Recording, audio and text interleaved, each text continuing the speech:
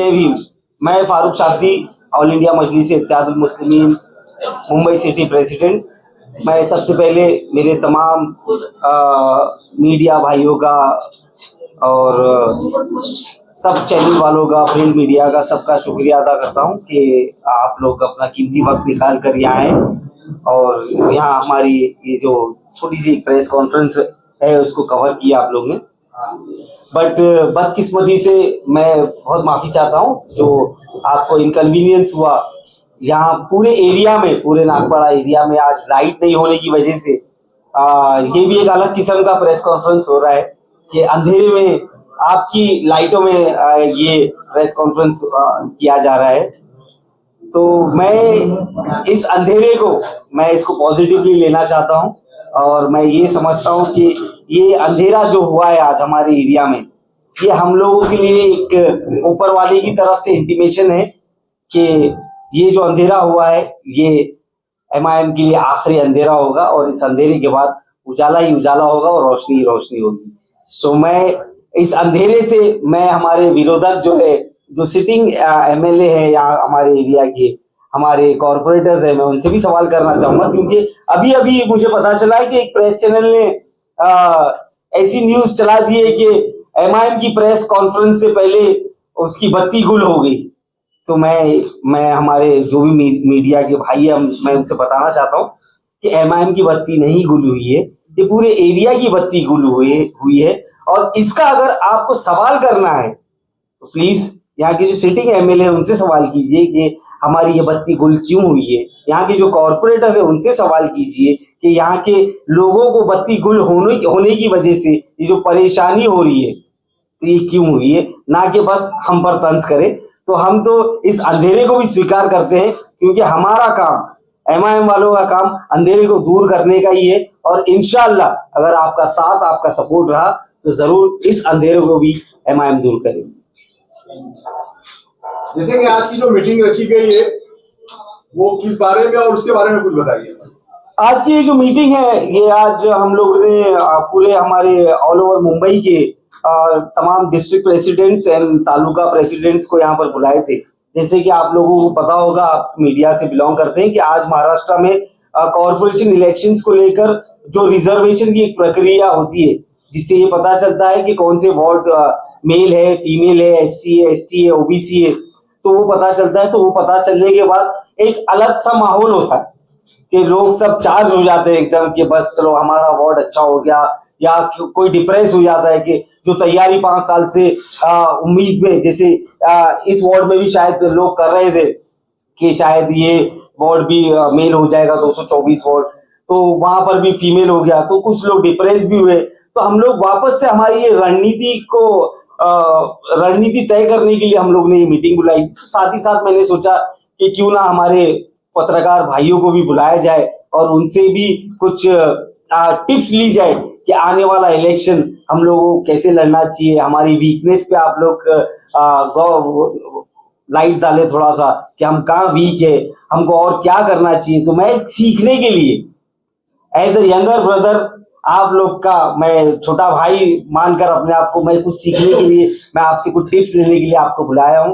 तो मैं फिर से दिल से शुक्रिया अदा करता हूं कि आप, मैं एक्सपेक्ट नहीं किया था कि इतनी बड़ी तादाद में मीडिया के कैमरे मेरे सामने होंगे, लेकिन आप लोग बड़ी तादाद में आए, तो शुक्रिया आप लोग का।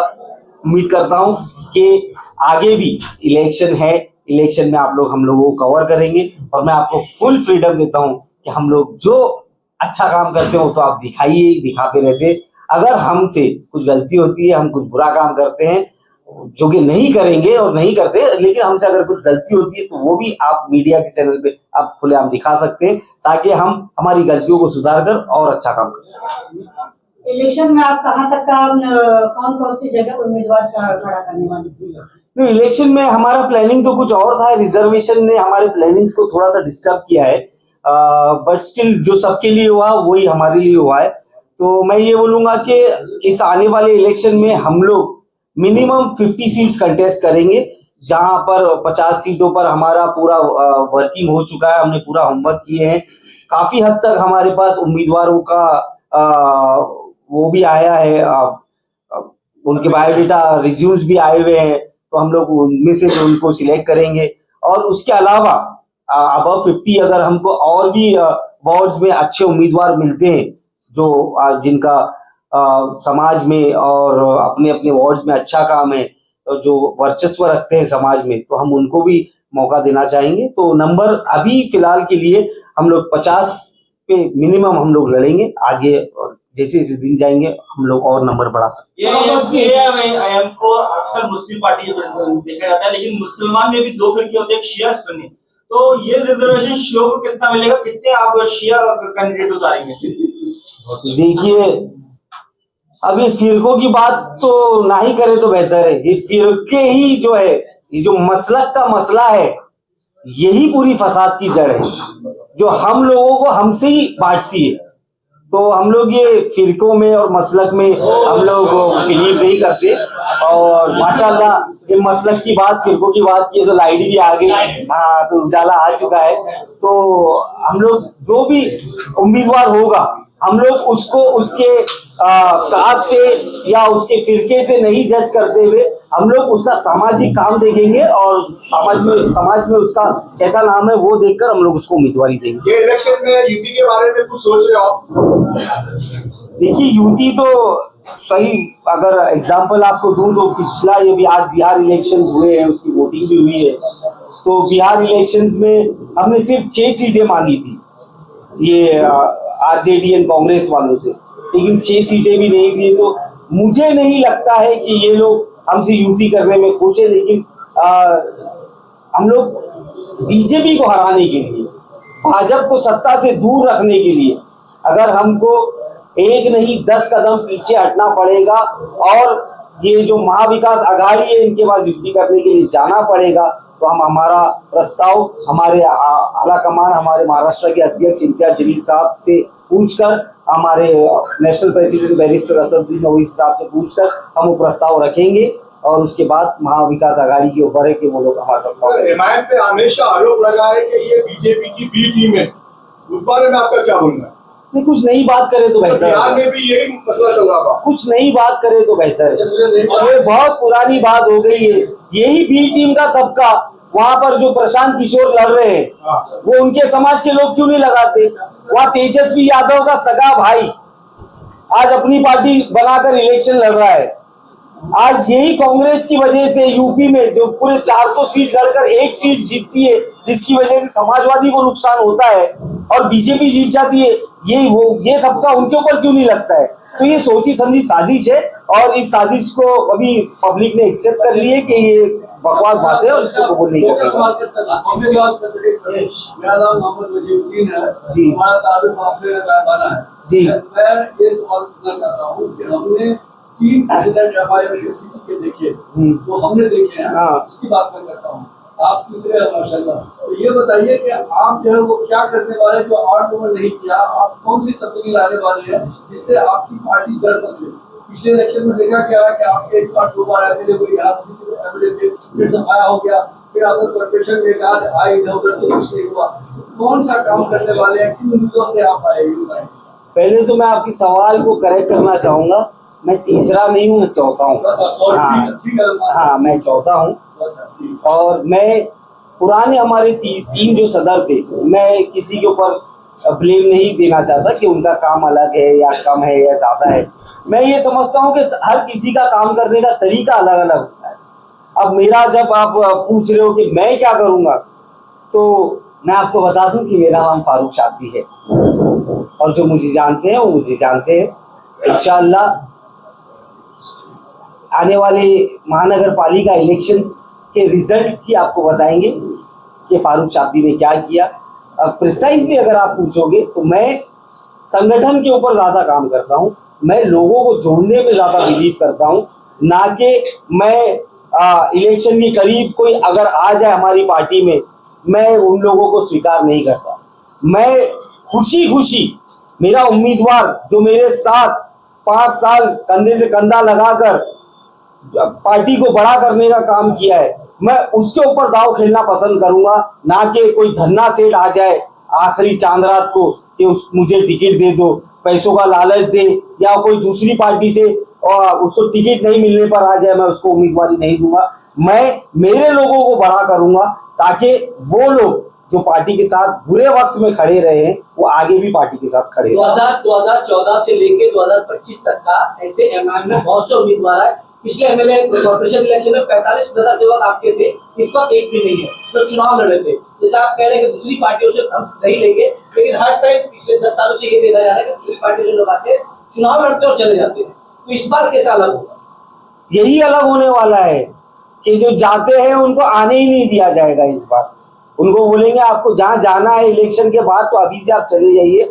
हमारे साथ जो है, हमारी पार्टी के लिए जो काम कर रहा है, जो अपने अपने वार्ड्स में अपनी अपनी ऑफिस खोल के बैठा है, लोगों के बीच में है, लोगों की सुख दुख में काम कर रहा है, इस बार एमआईएम पार्टी ज्यादा से ज्यादा तादाद में उन्हीं, मैं समझूंगा घर के बच्चों को, ये सब हमारा घर है, हमारा एक परिवार है, हम उनको मौका देंगे। आपने आइडेंटिफाई किया है, आपने क्या कैडर तैयार किया, आइडेंटिफाई किया किनको देंगे, किन लोगों को देंगे, बातें करें, आप क्या करेंगे?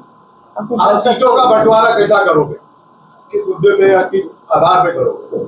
नहीं, आइडेंटिफाई की बात जहाँ है तो वो हमारी पार्टी का इंटरनल मसला है। हम लोगों ने आइडेंटिफाई भी की है और हमारा काम भी चल रहा है, तो वो तो हम लोग इलेक्शन जब लगेगा आपको पता ही चल जाएगा।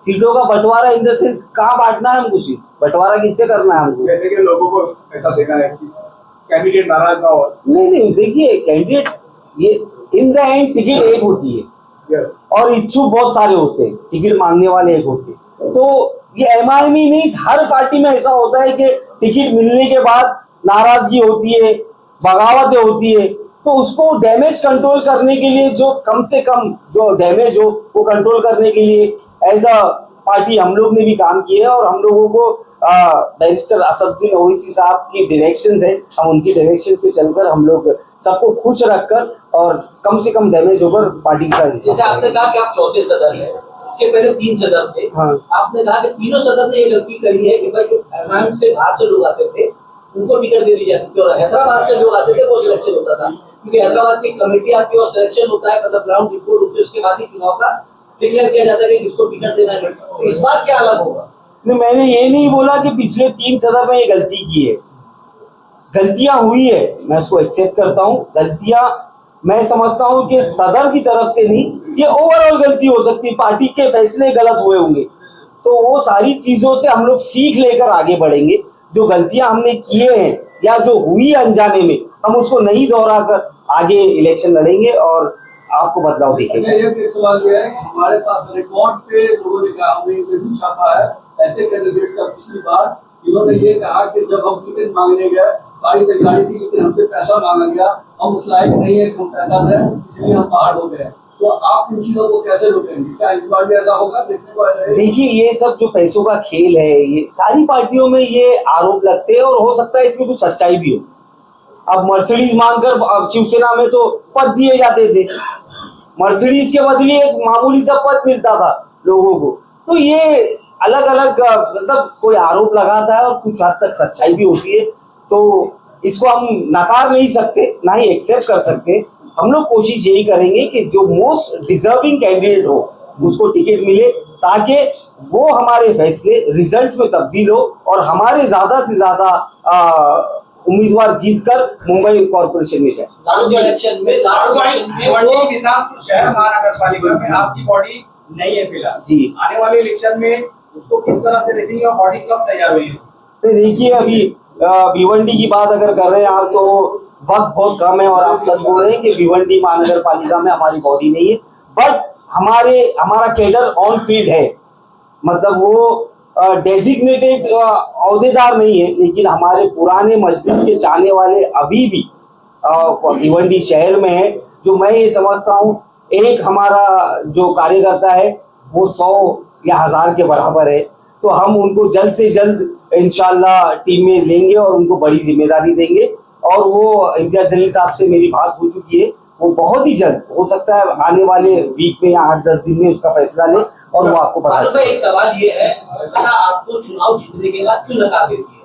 लगातार आपके नगर सेवक भाजपा में भी जीते, एमएलए भी जीते, लेकिन दूसरा चुनाव होता है वो सीट पे एमआईएम जो है सीट हार जाती है। आप कहते हैं कि मुसलमानों का काम करते हैं, 5 साल तक का जनता आपको बैठा के रखती है, एक सीट देके, लेकिन वहाँ के इलाकों का काम नहीं हो पाता, इसलिए आपको लगा देंगे, इसकी वजह क्या है? कितने इलेक्शन हुए हैं MIM के यहाँ पर जो इलेक्शन लड़ने के बाद जनता ने नकार दिया? मैं बता दूं आपको, नांदेड़ के अंदर आपके ब्लॉक कॉर्पोरेटर थे, वहाँ हार गए।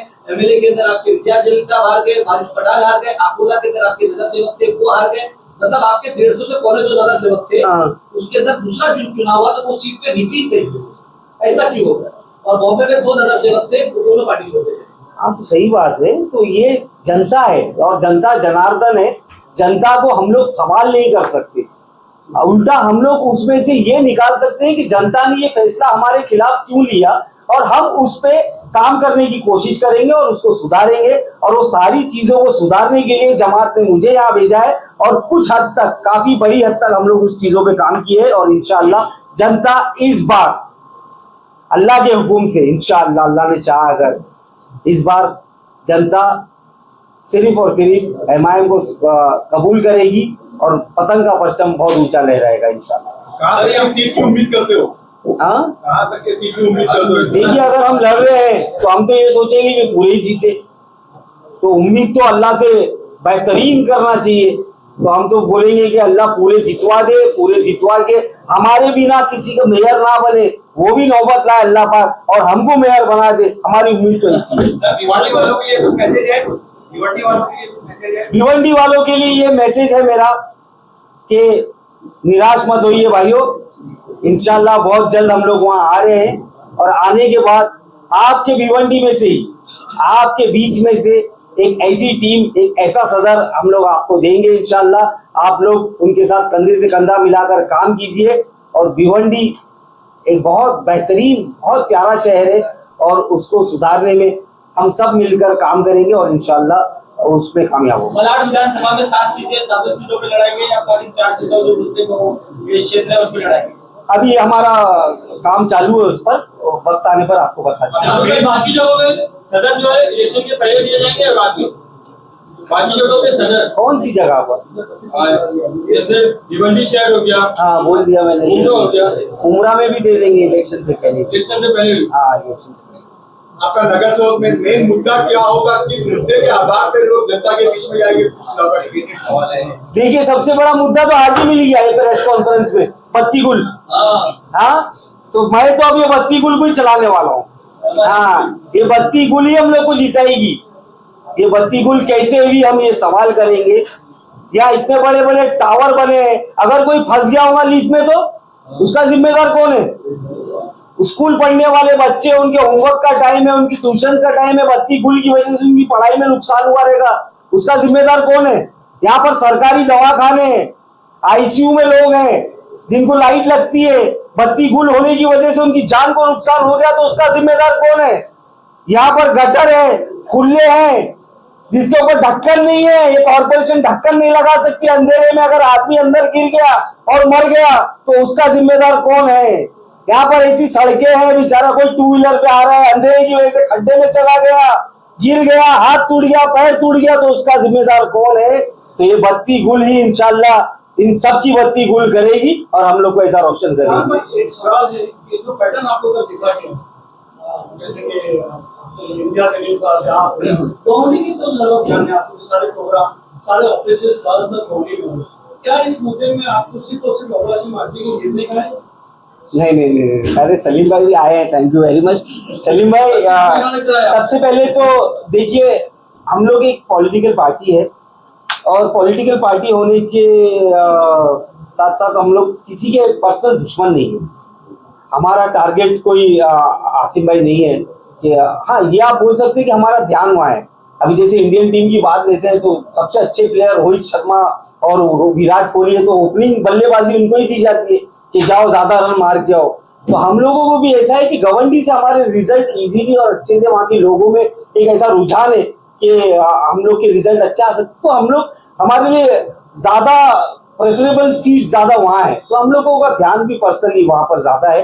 तो इसमें ऐसा कुछ नहीं है कि किसी नेता को टारगेट कर जो मैंडेट गवंडी की जनता ने 42,000 का अतीक सर को दी है, तो वो मैंडेट के साथ इंसाफ करने के लिए हम लोग वहाँ के लोगों के बीच में ज्यादा है। एक और पैटर्न दिखा गया है, मैंने सवाल किए थे, थोड़ा सा कि मुंबई अध्यक्ष के हाथ में कभी पावर नहीं रहा है कि वो टिकट काटे। हाँ पूरा फॉर्म वो करते हैं, लोगों को ये करते हैं, फिर हैदराबाद से कमांड आता है, हैदराबाद के लोग कमांड करते हैं। इस बार आप क्या लोगों को आपके एमआईएम के जितने भी लोग हैं, जितने भी कार्यकर्ता, जितने भी इच्छुक लोग हैं, जितने भी कैंडिडेट की आज लेके आपके आसन है, उनको कैसे यकीन दिलाओगे कि उनके साथ गलत नहीं होगा? आपका डिसीजन नहीं, वहाँ का डिसीजन चलेगा, या वहाँ का नहीं आपका डिसीजन चलेगा? देखिए, डिसीजन ना मेरा चलेगा ना वहां से जो आते हैं उनका चलेगा। डिसीजन सिर्फ चलेगा बैरिस्टर असदुद्दीन ओवैसी साहब का, और वो जो डिसीजन ले लिए, वो चाहे मैं चाहूँ या ना चाहूँ, मैं उससे खुश रहूँ या ना रहूँ, वो डिसीजन मुझे ही नहीं, हमारी पूरी महाराष्ट्र की टीम, पूरे इंडिया की टीम को मान्य रहेगा। दूसरी बात, मैं मेरे कार्यकर्ताओं के लिए पहले ही बोल दिया हूँ, और उनके भी बराबर समझ में आ चुका है कि कुछ चेंज देख रहे हूँ, और वो चेंज देखकर उस पर भरोसा करके ही माशाल्लाह मेरे साथ कंधे से कंधा लगाकर वो लोग चल रहे हैं। मुझे भी ऐसी उम्मीद है कि मैं उनके जो भी भरोसा मुझ पर दिखाए, मैं उस पर खरा उतरूंगा, और इंशाल्लाह उनको पता है, और असद साहब ने भी मुझे ज़बान दी है कि जो भी फैसले होंगे वो महाराष्ट्र की लोकल बॉडी ही फैसले करें। एक आखिरी सवाल, हमेशा देखा गया कि इलेक्शन के बाद जो है मुंबई अध्यक्ष की कुर्सी बदल दी जाती है। हाँ। तो आप कितना सेफ मानते हो अपना? नहीं, देखिए, मैं ये समझता हूँ कि अगर मैं परफॉर्म नहीं कर पाता हूँ तो अगर मेरी कुर्सी बदल दी जाती है तो उसमें कोई हर्ज नहीं है। कुर्सी पर जो मोस्ट डिजर्विंग है, जो मोस्ट परफॉर्मिंग है, वही होना चाहिए। If you are out of form, you don't deserve your place in the team. तो मैं समझता हूँ कि कुर्सी तो एक बहाना है। इंशाअल्लाह आज ये पुरानी है, इलेक्शन के बाद नई कुर्सी वैसे बदलेंगे, हम नई कुर्सी लेंगे, और उस कुर्सी पे भी फारूक शाब्दी दिखेगा आपको। और सर, जिस तरीके से आपने कहा कि गोल्डी का रिजल्ट आप लोगों के लिए बहुत अच्छा था, तो एमआईएम का ध्यान वहां पर है। मैं आपको बता दूं, अनुशक्ति नगर विधानसभा के अंदर वार्ड नंबर 145 है, जहां पर एमआईएम के दो जो मुंबई में कॉर्पोरेटर जीते थे, उसमें से एक शामिल था शाहनवाज शेख, जो 500 वोट से जीता था, और उसी के बाजू एक और था वार्ड नंबर 143 महाराष्ट्र नगर, जहां 150 वोट से एमआईएम हार गई। 2019 के विधानसभा चुनाव में वहां पर आपने एमएलए चुनाव में भी पार्टिसिपेट किया था, 24 में वहां पर एमएलए का कैंडिडेट आपने नहीं दिया, तो अनुशक्ति नगर के साथ ऐसा दुर्व्यवहार क्यों? नहीं, देखिए, ये सब पार्टी की वो रणनीति है, या जैसे सही उम्मीदवार नहीं दिखा होगा हमको तो नहीं दिए होंगे, वो मैं इस पर कमेंट नहीं करना चाहता। लेकिन अनुशक्ति नगर हो, उसके बाजू का एरिया हो, और उसके अलावा अभी और ऐसी कई सीटें हैं जहाँ पर हम 100, 200, 300, 500 की मार्जिन से हारे जीते। इसका मतलब ये नहीं कि हमारी नज़र मानी है। वो तो सलीम भाई ने सवाल किए गवर्नमेंट का, तो मैंने उनको जवाब दिया। वेरी सुन हम लोग वो सारे एरियाज में जाएंगे, और वहाँ पर इलेक्शन अच्छी बड़ी ताकत से लड़ेंगे, और वहाँ से रिजल्ट अच्छे निकालेंगे, और किसी एरिया के साथ हम लोग सौतेला सलूक नहीं करेंगे।